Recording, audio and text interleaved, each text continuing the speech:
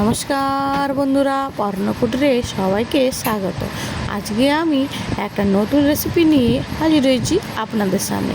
তো এখানে আমি নিয়েছি পরিমাণ মতো আটা। তো আটাতে লবণ মিশিয়ে নিয়েছি। এবারে আটাটা আমি জল দিয়ে অল্প অল্প জল দিয়ে বেশ ভালোভাবে মেখে একটা ডো বানিয়ে নেব। এখানে আমি আটা জল দিয়ে বেশ ভালোভাবে আটাটা মেখে নিচ্ছি।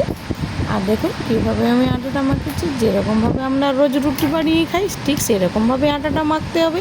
আমি ঠিক ওই রকমভাবে আটাটা মেখেছি। দেখুন আপনাদেরকে দিয়ে দিচ্ছি, খুব একটা নরমও না খুব একটা শক্ত না। আটার রুটি আমরা সবাই মাখতে জানি, ঠিক এরকমভাবেই মেখে নেবেন।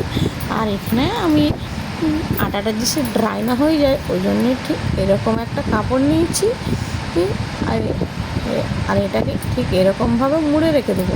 আর এখানে আমি নিয়েছি ছাতু, তার মানে বুঝতেই পারছেন কি বানাচ্ছি আমি। ছাতু ভরা পরোটার রেসিপি এখানে বানাচ্ছি। তো এখানে নিয়ে নিয়েছি কুচনো পেঁয়াজ আর একটু সামান্য কাঁচা লঙ্কা, আর নিয়ে নিয়েছি একটু লবণ স্বাদ মতো, আর একটু সামান্য চিনিটা আপনারা নাও দিতে পারেন ইচ্ছে হলে। আর দিয়ে দিয়েছি ভাজা জিরে গুঁড়ো। এখন আমি এখানে এটাকে একটু সামান্য জল দিয়ে মেখে নেব। এটা আমাকে হাত দিয়েই করতে হবে, তাই আমি এখানে হাত দিয়েই করছি।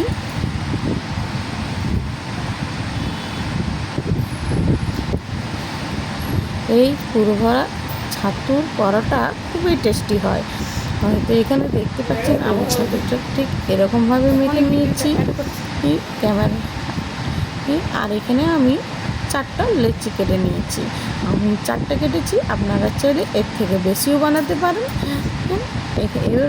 এবারে দেখুন আমি কীরকমভাবে একটা বাটির মতন আটাটা নিয়ে নিয়েছি, একটা বাটির মতো বানিয়ে নিচ্ছি ঠিক এরকমভাবে। আর এটার মধ্যে এবারে দেখুন যতটা পারবেন পরিমাণে একটু ছাতু দেওয়ার চেষ্টা করবেন বেশি পরিমাণে, তাহলে এর টেস্টটা খুব ভালো হয়। তাই বাটিটাকে একটুকু বেশি গর্ত করেই করবেন। আর ঠিক এরকম হাতে একটা শেপ দিয়ে নেবেন।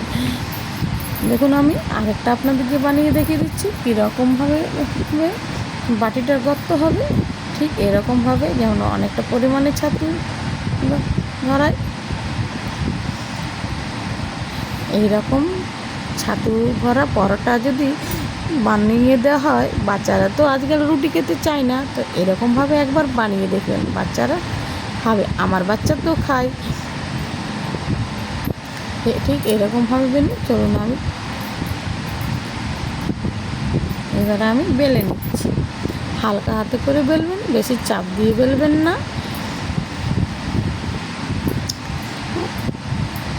এটাকে আপনি সকালবেলার জলখাবার, রাত্রিবেলার ডিনার, বাচ্চার টিফিন বা সন্ধেবেলার জলখাবার হিসেবে নাস্তা হিসাবেও ব্যবহার করতে পারেন। এখানে আমি বেলে নিয়েছি।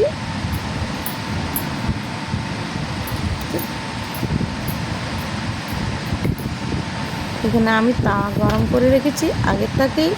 এবারে দিয়ে দেবো পুরভরা পরোটাটাকে। আমি এপিঠ ওপিঠ ভালোভাবে সেঁকে নেব। ভালোভাবে সেঁকে নিয়েছি। এখানে দেখুন এবারে আমি এখানে সামান্য তেল দিয়ে ভেজে নেব। আমি এখানে তেল ব্যবহার করেছি, আপনারা চাইলেন বাটার ঘিও ব্যবহার করতে পারেন। তো চলুন তাহলে। আর দেখুন এভাবে ভেজে নিচ্ছি। ঠিক এখানে দেখতে কতটা সুন্দর লাগছে এবং এটা খেতেও খুব সুন্দর লাগে। তো ভিডিওটা যদি ভালো লাগে তাহলে অবশ্যই চ্যানেলটিকে সাবস্ক্রাইব করবেন এবং চ্যানেলটিকে সাবস্ক্রাইব করবেন, ভিডিওটাকে লাইক করবেন এবং কমেন্ট করবেন। এখানে আমি একে একে করে এরকমভাবে সমস্ত পরোটাগুলো ভেজে নেব। এখানে আমি আরও একটা পরোটা ভেজে নিচ্ছি, আপনাদেরকে দেখাচ্ছি। এইরকম রেসিপি সবারই বাড়িতে আটা থাকে, আবার ছাতুও থাকে। তো এরকম একটা রেসিপি বানিয়ে নেওয়া যেতেই পারে, তাতে দেখবেন বাচ্চারা বড়রা সবাই খুশি খাবে। বাড়িতে যদি সস বা আচার দিয়েও খেতে পারেন।